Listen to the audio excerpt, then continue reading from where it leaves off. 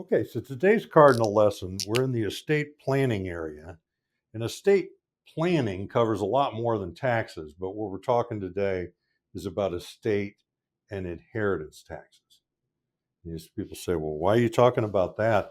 The exemption right now per person at the federal level is 13 million bucks. So if your estate is smaller than 13 million bucks, when you die, you're going to pay no estate taxes, or your estate and your heirs aren't going to pay any estate taxes. So, and it's taken quite a ride to get to 13 million. But what this has done is put a lot of people asleep at the wheel because they're saying, I don't need to worry about estate taxes. I don't have anywhere near that amount of money.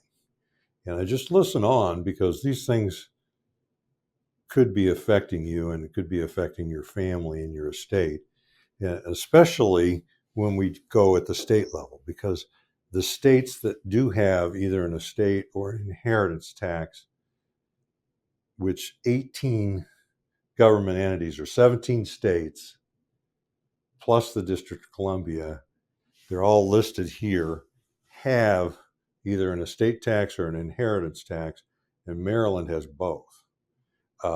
So I want you to just swallow that for a minute. And we have this come up in our practice from time to time because, we work all over in 50 states and DC, and we're licensed there, and we work by Zoom. People are watching these videos.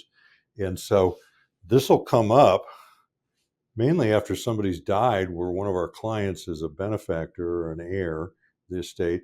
And it does come up in planning as well, because we're always checking these when we're doing this estate planning piece of a financial plan. So that's what we're talking about today. I want to bring Tom on, and I want Tom to just tell us why we're talking about this video today. Yeah, I mean, we're doing video because we really want to raise awareness how you can make sure your heirs keep the money that you want to pass to them.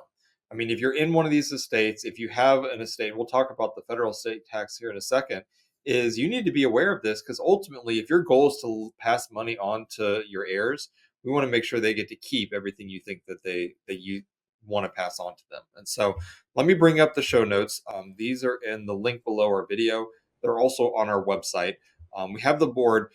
We've gone through and given a little more detail about the different states that have estate taxes, how much of the exemptions are, the inheritance tax. If you're in one of those states that's over on the right side of the board, you can go to the show notes and read a little bit more about your particular state. We're not going to spend a lot of time today diving into each state because we'd be on here for hours doing that. But if you're in one of those states and you have some concern, call us and we can help walk you through it. Okay. So let's jump over to the federal tax, the federal estate tax, and talk about it for a minute. I've been in the business 47 years doing financial planning, estate planning, life insurance planning. And this number, which is 13 million now, 30 years ago was 600,000. And 20 years ago, it was 1.5 million. Still some pretty serious money 20 years ago, but millionaires 30 years ago needed to do some estate planning, or they were going to pass away and their family was going to be left with a pretty good sized estate tax bill. And so over the years, that has been raised, and it got up to, in about 2015 or somewhere in there, it was 2017, it was 7 million bucks or 6 million bucks was the exemption. Still a pretty large amount, and especially when you have a couple, because if they plan things properly, it's double this amount. Is that the first person leaves most of the estate to the spouse, and then the spouse then ultimately dies. They can use both exemptions, is a simpler way to put it, if they fill things out properly and prepare properly. But it's become a much larger number. So a lot of the experience that I developed, I was much younger then, serving clients that are my age now, and we were planning around anybody that had more than $1 million now in total assets, their home, their business, their money in the bank, their IRA, all that added together. We needed to do some planning. Now there's a bunch of people that are just have looked at this where it's gotten up to 13,610,000 people say this doesn't apply to me. And so they've just gone to sleep about it. And what I wanted you to do is wake up a little bit, because in January 1st of 2026, which is 2 years from now, this estate, this exemption is going to go down to about 7 million. So it's going to cut in half. And that's already baked into the law because they doubled it at the beginning of the Tax Cuts and Jobs Act in 2018, and they sunsetted that just like they did the income tax, where it goes back to where it was plus inflation. So, and even that number is large enough that it just rules out most people unless you're wealthy. Now, what I want to point out to everybody is if you read about this so many $1 trillion that's in us baby boomers, that how much wealth that we have collectively, and then how that's going to pass to the millennials, the amount of that, and that's going to be going on over the next 20 to 30 years. And the government tax writers are going to be looking at that and looking at the deficits that they have. And just, it's my feeling that we better prepare for that to be taxing more and more states, because they're going to see the revenue possibility and they're going to possibly fiddle with this. This is my opinion. This isn't fact, but I want you to be aware of that. And I really don't want to try to teach you all the moves you ought to be making. That's not what the video is today. It's just to raise awareness of this. And then we're going to move over and talk about the state tax and give the state estate taxes and give a couple of examples. So there is an unlimited spousal exemption in the federal tax, meaning that the husband and wife have a large estate, and if they leave most everything to the other spouse, there's a full exemption. So you can leave your spouse at the first death an unlimited amount. You're not going to pay any estate taxes.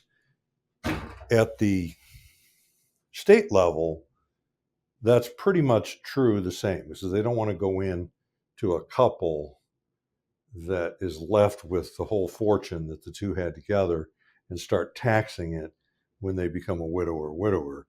But just hang on that they're going to get the money at the second death. So what's going on here is large exemption, so much that most people don't need to worry about it, cutting in half, which brings in a whole lot more people. And then the future is possibly that these exemptions are just going to come down and down and down and down when the government's looking for revenue. So it's my feeling that anybody that has some level of significance of their assets, they need to have an eye toward this. Now I want to bring Tom on, and I want him to talk a little bit about the federal before I move on to the state. Yeah, I mean, I think Hans brings up a good point. Is there's not a large portion of our population that are going to be subject to these taxes, but when that threshold gets cut in half, that just brings a lot more people into this realm, this world of having to pay estate taxes. Some of the things that people don't often think about is if you own, like, say, a farm, or you own land or a property that maybe isn't liquid assets, you can't go raise cash out of it very easily. That's counted as part of the estate. Life insurance, if not structured properly, the death benefit is counted as the estate. So it's literally everything you have. And so it's just that 7 million, you start chipping away at that, and then you account for your assets growing between now and, say, 30 years from now. That really could be a problem for some people. So just be aware of that. Keep an eye on that. If they are subject to this, and maybe you do have a spouse who's passed away, we have on the board where the unused portion can be used by the surviving spouse.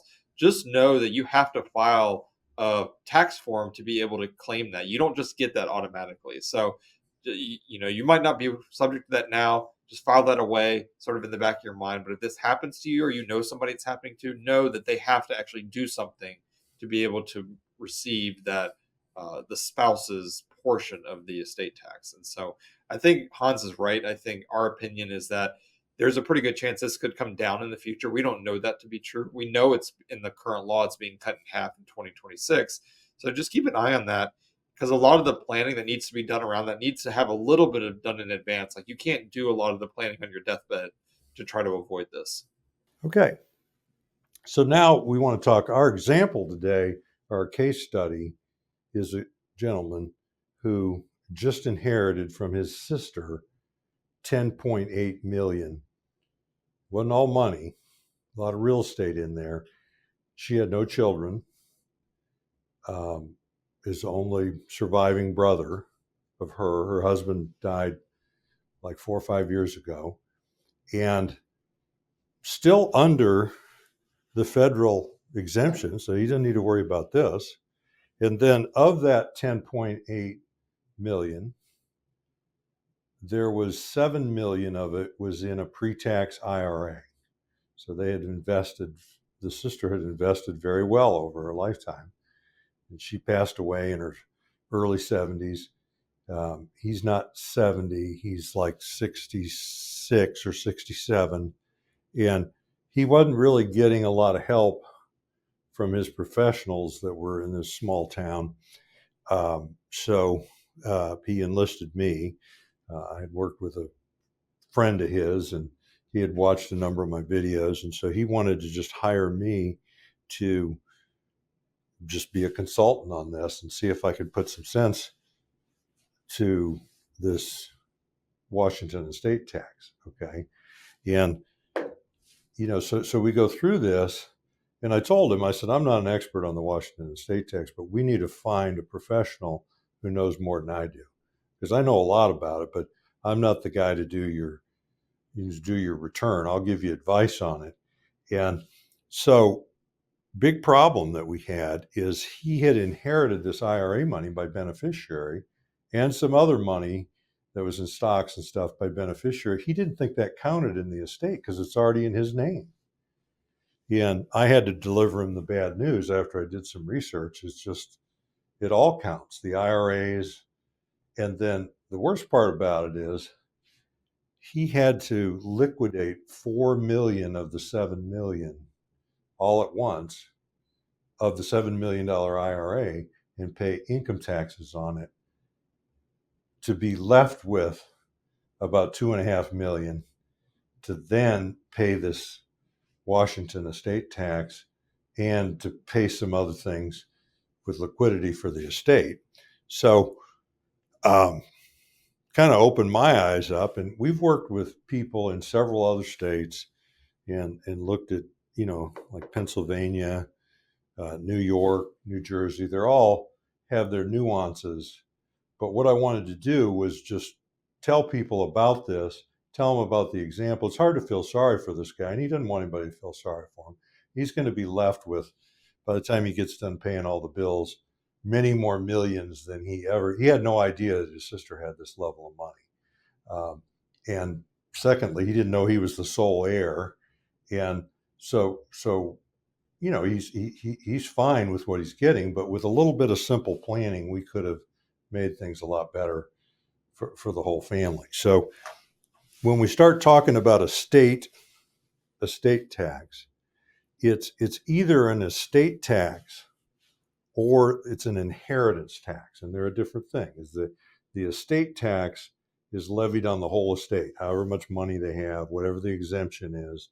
The estate itself has to pay the taxes, and then the beneficiaries get what they get.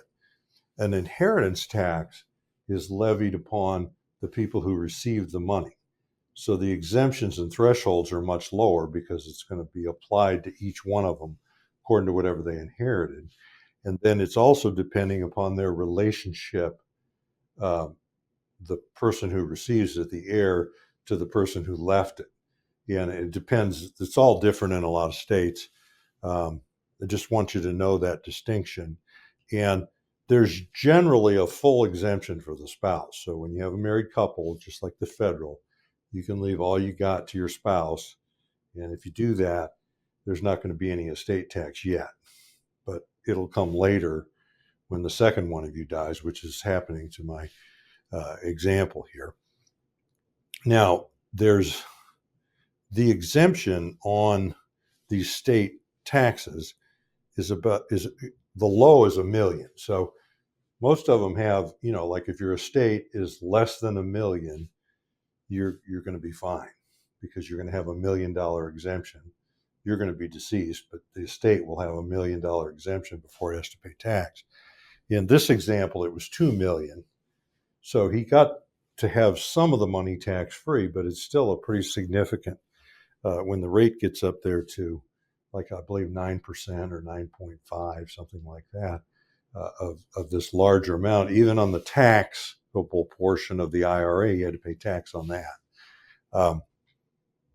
The inheritance tax has lower exemptions.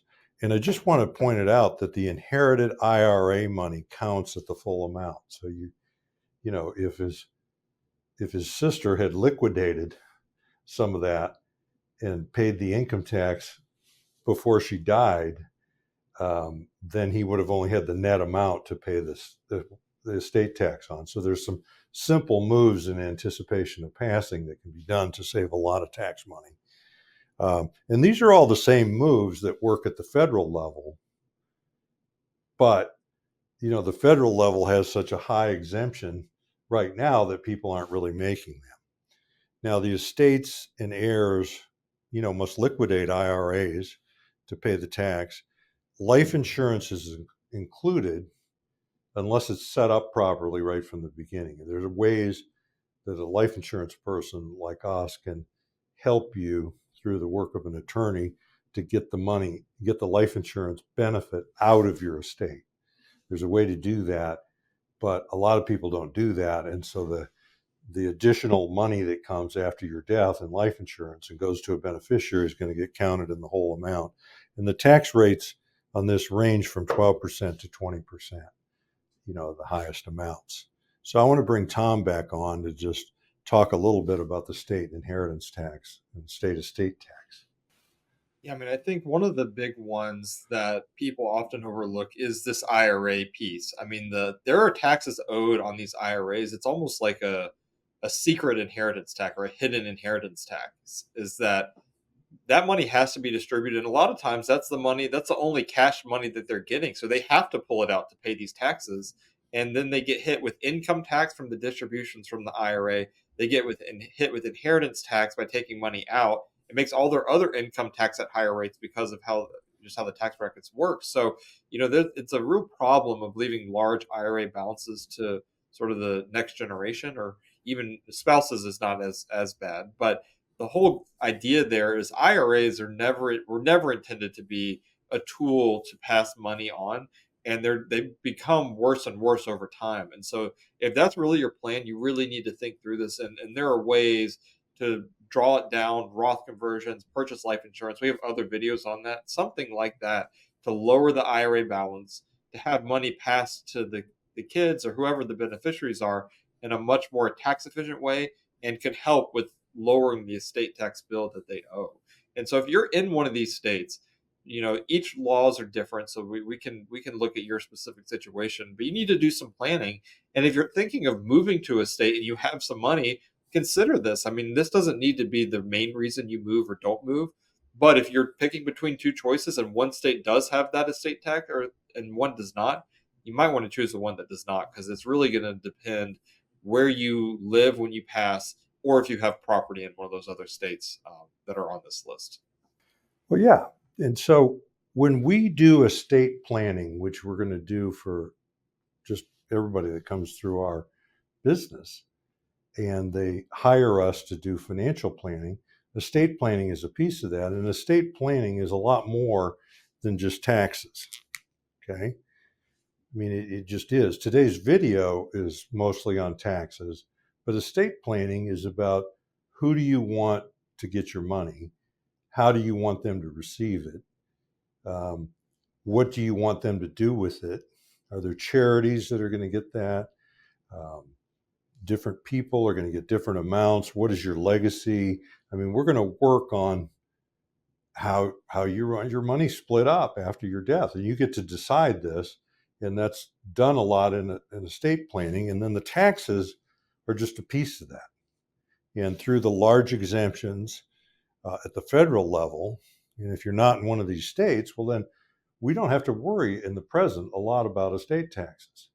We want to bring it up, but we want to stress estate planning because it's just as important whether you have estate tax or not. Almost everybody that comes through our business has some money in an IRA, and they don't want to pull anything out of there because they don't want to pay taxes on it, but they're creating that hidden estate tax for their heirs. We just see it all the time where a big part of an IRA just disappears after somebody dies and it goes in an inherited IRA, or maybe it doesn't stay in there very long because the person cashes it in and pays a big tax bill. So taxes are important, but they're not the whole game with estate planning.